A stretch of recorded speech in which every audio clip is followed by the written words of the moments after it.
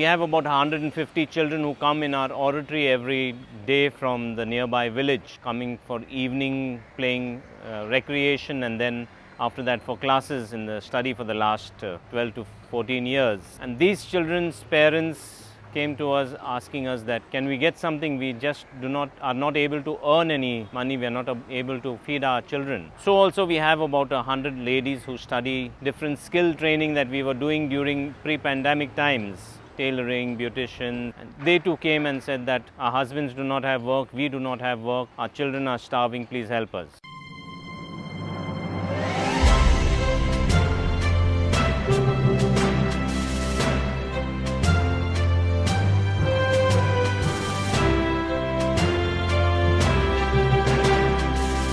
This is the Church on the Frontline with Bishop Alwyn De Silva. My dear friends, welcome to another episode of Church on the Frontlines. The Church reaches out to people in various ways, through our educational institutions, through our hospitals, through the community centers, to the boardings. Today we will see how the Church reached out during the pandemic through the educational institution. Welcome once again to this episode.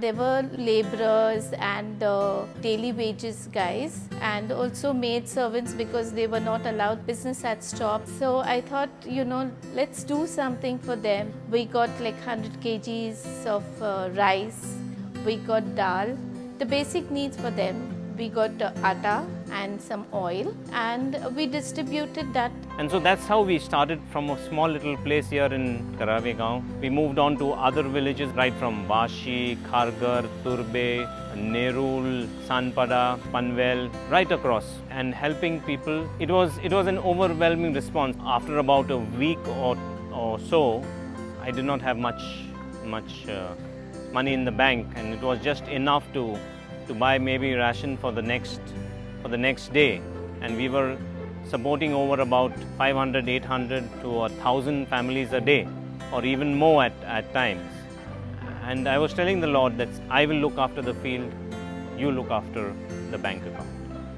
Every evening I used to go to the Blessed Sacrament and pray and ask the Lord to protect our community and myself. And I was really worried that how will we manage the day after. And just the next morning, one of my friends, he called me from overseas, some other friends here and there, and I slowly, the whole kind of thing built up.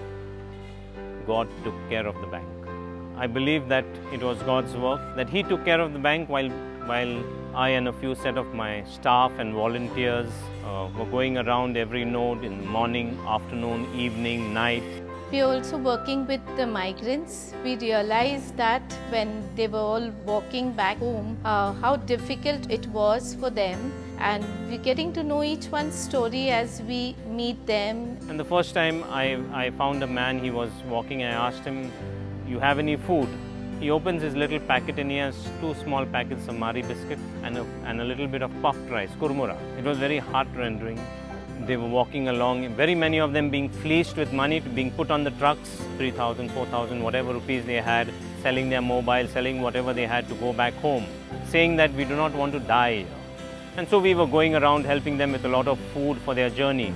When the train started, we started distributing food to those who were being picked up from the police station on the buses to the railway stations and the Shramik trains. So we started supporting them.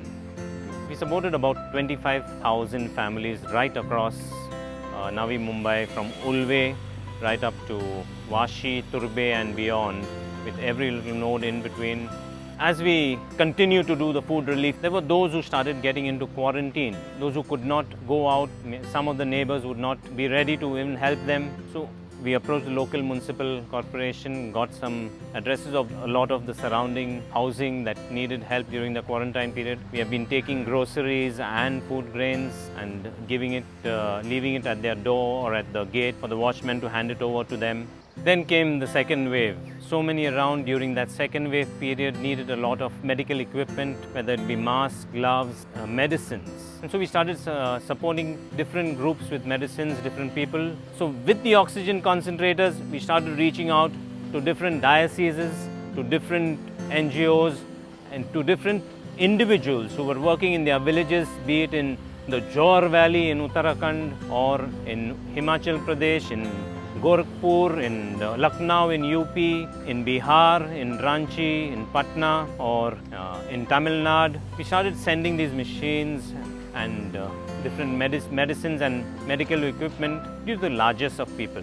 We've not had over an excess of resources, but as soon as we got something, it went out to reach out to people, not just in the places where we are or where we were, but where people were most in need. Then we've had health camps, we've had eye checkup, blood test and general health checkup, and we had cataract camp. We could not let our children be out of studies, and so we started this e-oratory where you would be seeing them on a tablet or a phone continuing their studies through collaborations with different groups that we made, this team Spreading Smiles. And that's how we reached out to about 22 NGOs across the country with this particular type of teaching of children and keeping them in the education space, especially from the slums and those type of places. Children were very happy. It was something new. There was a lot of discipline with our children. And they've learned a lot. We have origami classes, we have art, we have craft. In between we throw in an English or a maths or history.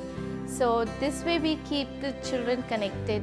So we had dance, then we had singing classes, we had summer classes for the children. Now with the oratory, we've taken it forward with introducing the KG class. They haven't registered for school, but they are sitting and learning with us. A lot of them came back saying that we do not want to get doles from you all the time, get a handout. So give us an opportunity that we may be able to earn something. So we started the NIOS, the National Open School, for people who were from the ages of 20, 22, right up to 48 and 50. Most of these who were in the slums missed out of school. So we opened the NIOS for these who were missed out of school. बचपन में मुझे पढ़ाई नहीं मिला, अभी मैं पढ़ाई कर रही हूँ, 10वीं का एग्जाम दे रही हूँ, मुझे बहुत अच्छा भी लग रहा है और मेरे को बहुत मन भी लगता है। ऐसा कभी सोची नहीं थी कि मुझे आगे चांस मिलेगा पढ़ने के लिए और मैं ऐसा पढ़ाई करूँगी, सीखूँगी। And it is a joy to see them saying that I did not go to school, but now I'm going to school. I'm so happy that when I die, I will have a certificate to my name. I never thought I would be able to get a certificate to my name. And these certificates help them to get jobs in the local malls. Many of the migrants want to study, but we realize some of them don't have proper documents. We have had various camps for ID documents like the Aadhaar, the PAN card, and we opened bank accounts for some people who didn't have accounts. So we taught them how to save money. We've reached out to people in Panvel, Kalamboli, Khandeshwar, Rabale, Belapur, Nerul East. The urgent need was for prayers. And so we started a COVID prayer group. And that's how we got a good number of those from around our friends. Started with over 70 and growing to pray for different intentions, pray for different people in need, affected by the pandemic, affected by COVID, those recovering, those who have passed away. And so there was a constant exchange for the need of prayers during the month of May, the Rosary, Adoration and the Blessed Sacrament. It kept our faith, the prayer support and the spiritual growth very strong with our group. Along with these prayers, there was of course those who lost some near and dear ones, especially young students in different schools, not just in Don Bosco School, but different schools around. And so we started getting together a set of counselors and also quite a few protocols put in place. And so we organized a COVID counseling support group for students who have lost someone dear to them and have been having difficulties, coping with those losses. And therefore we started another support group which is going on till today. A good 7 to 10 sessions, an individual person online on Zoom, and then if necessary, of course, with their families too. So this constant support during these COVID times, pandemic times, is more out of the heart reaching out. It is more about not seeing what will happen to us. God has taken care of us. God will take care of us. God has sent us to look after those who are in need. And that's been the whole motive behind. And if we can, why not we stretch our abilities beyond those just within our reach. But those who are working elsewhere and who need support and cannot manage to get that type of support, we've managed to reach out to these too. Come join the church on the front line. Come join the church on the front line. This is the Church on the Front Line with Bishop Alwyn De Silva.